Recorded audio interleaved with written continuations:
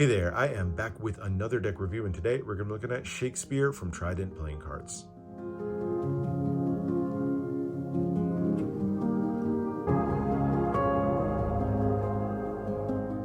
The year was 1601, and all of London awaited what was sure to be a historic night at the Globe Theatre. It was a performance of William Shakespeare's renowned play Hamlet. The open-air amphitheater was glowing in the setting sun, and shouts of street vendors filled the air as the eager audience, including the esteemed Queen Elizabeth I herself, made their way to the famed theater. This wasn't merely a play, it was a cultural milestone, a testament to Shakespeare's genius, and a gathering that spoke to the broad appeal of the bard's works. As Hamlet began, the stage was set for yet another performance of Shakespeare's legendary works, plays which continue to impact the theatrical scene to this day. And it's that legacy of greatness that inspired the creation of the newest deck from Trident playing cards. The work you see here was actually done by Maxime Lebedeck, but the design itself actually draws heavily on an antique deck that was first produced by Swan Sonnenschein and Company in London back in 1904. And with a rich catalog of Shakespearean characters to draw on and a beautiful vintage deck as its inspiration, I'm really excited to check this one out, so let's get right to it. The deck actually comes in three versions. These are the two standard versions of the deck with the black and then the burgundy. And then we have a third limited version of the antique deck here. We'll take a look at all three versions, but let's start off with the standard black version of the deck.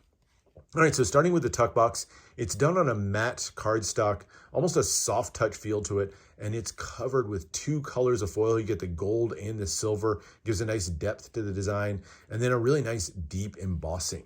Name of the deck here, Shakespeare, in kind of a more modern looking font. And then beautiful pattern work filling every bit of detail in this one. You get things from like the floral chain here, these spires here that look almost like cathedral windows. Even the stripes gives you lots of different patterns to look at. And then beautiful design featuring at the top, you get the two theater masks. These were a mainstay in Shakespeare's times because they would perform in these huge theaters and it would be hard to see the actors' faces. So they'd have these masks with really over-exaggerated expressions on them so you could make out the characters. And at the bottom here, a pair of swans. This could be a reference to Shakespeare's nickname as the Swan of Avon, one of his many nicknames. But actually, this is more likely a reference to Swan Sonnenschein, who made the original version of the deck. Not sure, but I like to think it's the reference to Shakespeare's nickname. I think it's a little bit more thematic. But beautiful look to it overall, nice texturing with the embossing on this one. And then the foil continues on the sides. You get Shakespeare playing cards on one side, same thing on the other. Your classic ad copy on the bottom mentions these were made by NPCC out of Ukraine, and then the designer, Maxime Lebedeck there. The top has more embossed detailing there with the two swords, and then the back is a foiled and embossed version of the back of the cards. Great glow to it and texture as well. And then it finishes out with that classic postage stamp style tuck seal. You get the theater masks there in the center, and then the pips in the corner. Just kind of done in black and kind of yellowish gold there. So really nice job on the tuck box as you open it up. Another little design here, and imagine with these wings, this is meant to be kind of an abstract look of a swan there. And then nothing on the inner flaps or the interior of the tuck box as well. But beautiful looking tuck box. The black really matches well with the golds and the silvers. Gives you a really kind of ornate feeling tuck box overall. But let's check out the cards and we'll see the back designs first. So here it is. So this does use metallic inks on it. NPCC's metallic inks aren't nearly as bright as those you'd see from Cartamundi or especially USPCC, but gives a nice little accent of shine as you turn this in the light. You get the gold metallics mixed with the black and the white here to form what has a very classic feeling design overall. You get the flowery patterns there in the center, and then the four swans in the corners. You can see it if you turn on the side there with the wings and then the necks craned up. There's even kind of a shadow of another swan. You can see there the neck of the swan kind of coming down that way. So filled with different swans. Again, probably a reference to Swan Sonnenschein and Company, who made the antique deck. But in my world, I'm going to imagine that's the Swan of Avon represented there. But beautiful look to this one. Love the patterning and the kind of vintage classic feel. And then a nice thin white poker border to finish it out. So there are the backs of the cards. And then as we turn to the main deck, we start off with the Jokers. So there's 3 Jokers. The first 2 are almost identical Jokers, just kind of a color swap between them. And you can really see the look of the art style that we're going to see carried through the deck on this one. Definitely has a kind of cell shading style to it.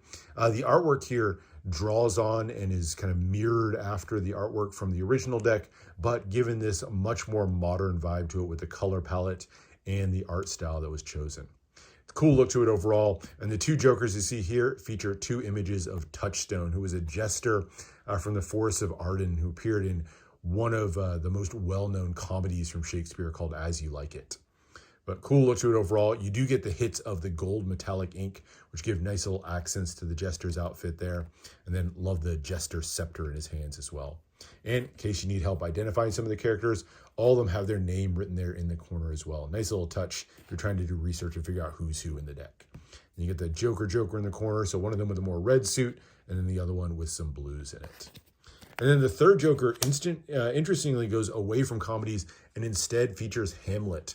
Probably the most well-known character, aside from maybe Romeo and Juliet, that appears in any of Shakespeare's plays. And you can see him here in one of the classic scenes. He has the skull of Yorick in his hands as he ponders the death of the old jester. And it's the line, "Alas, poor Yorick, I hardly knew him." But beautiful look to it. And again, those gold inks kind of give the little metallic hits that give this just a little bit of extra life. Definitely wish he'd gone with comedies for all 3 of the Jokers, but love seeing Hamlet himself represented in the deck nonetheless. So there's your 3 Jokers. The aces in this deck are all pretty standard. They just feature in large versions of the pips that we'll see through the rest of the deck. They're slightly customized, but nothing too special, kind of giving a little bit of a unique look to them. So there's your spade pip, large kind of more bulbous pip there. The diamond, much more classic looking shape. The club is probably my favorite of the pips with the kind of pointed ends there of the club. And then the heart, which is probably my least favorite of the pips, just kind of has that notch out of the top. Nice little calligraphy inspired font there as the index, and then the pips in the corner, just smaller versions, the one in the center. Number cards, nothing too special on these. Number cards feature the exact same pips, just against a white background, so no real embellishment other than the custom font there. But smaller pips on these than you might find on like a bicycle deck, but pretty classic layout. So if you wanted to use these for gameplay or something, these would be more than suitable. Nothing too out of the ordinary on these. So there's your club pips, and then finally those kind of funky hearts with the notch out of the top. So there's your number cards. And then finally, we get to the court cards. And the court cards feature an entire cast of characters from some of Shakespeare's most well-known plays. As you go through this one, you'll get a chance to see the same art style we saw on the Jokers, but given the 2-way design that's kind of classic to any courts that you might see out there. Beautiful imagery. Again, this imagery is the same poses and characters from the original antique deck, but completely redrawn in a new art style with that cell shading inspiration on these. And again, just like all the other cards, these do feature a healthy dose of the gold metallic inks to give you nice little accents to the clothing all around. Each one of them, like I said, a character from one of Shakespeare's plays. So it starts here with Cade. Of course, you get the name there in the corner. Cade was a rebel leader during the War of the Roses, and he appeared in Henry VI. He was known for Cade's Rebellion, as you see him there with an almost panic look on in his eyes there. Really cool look to that one. The Queen of Spades here, this is Lady Macbeth, of course, from Macbeth, the wife of Macbeth. You can see her there, definitely a guilty look on her face there, almost a scared look. The King of Spades here is Richard III from, of course, Richard III. He was a deceitful, power-hungry king who ruled during the War of the Roses. And you can see him there with a dagger in hand, a whisper in his mouth. Just a devious-looking character all around. Definitely one of my favorites from the deck is this one. Turning to the diamonds here, we start with the first, the Jack of Diamonds. This is Poins, another character from a historical play. This is from Henry IV. He was a comrade of the Prince Hal, and definitely kind of a comedic relief character in there.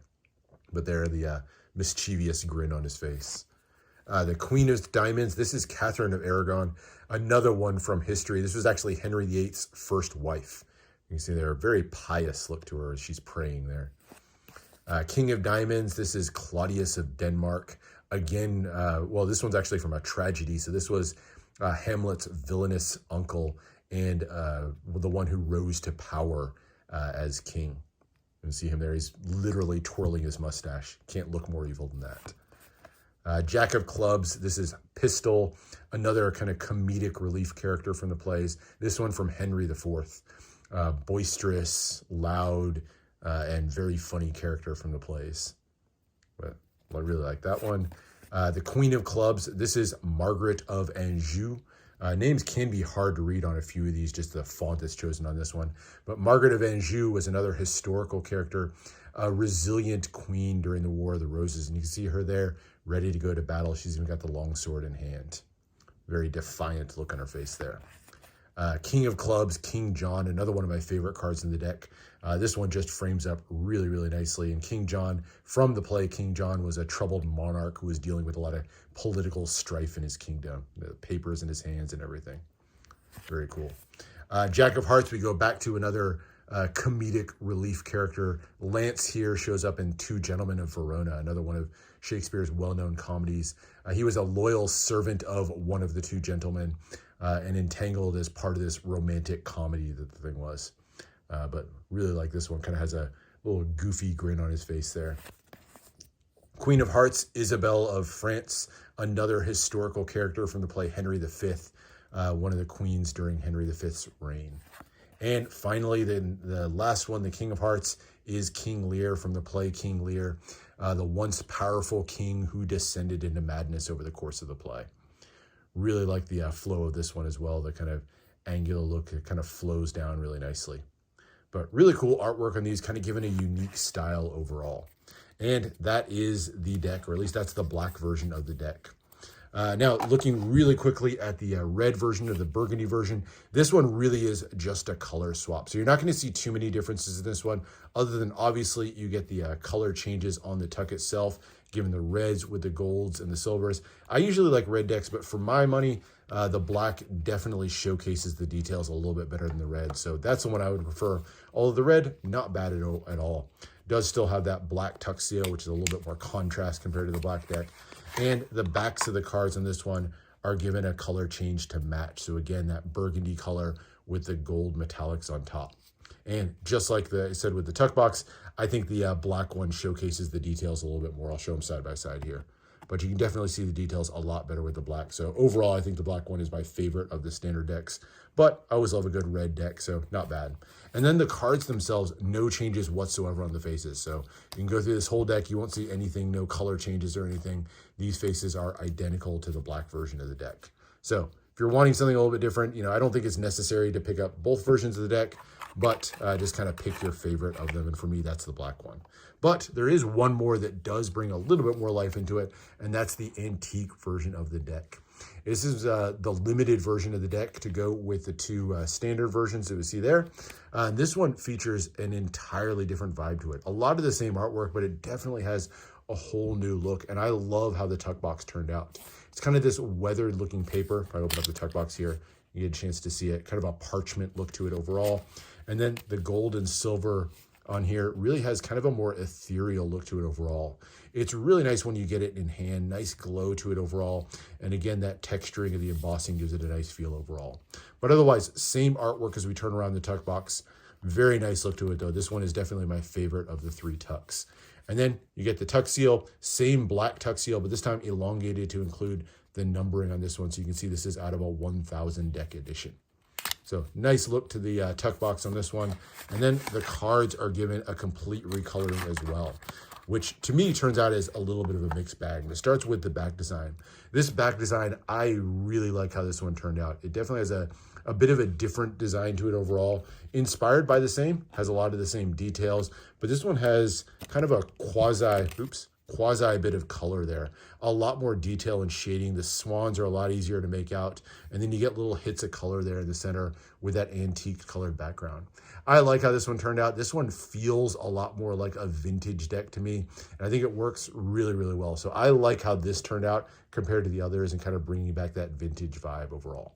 And then as you turn to the faces of the cards, they're all given a vintage treatment as well. Again, you get that antique coloring on the background of the cards.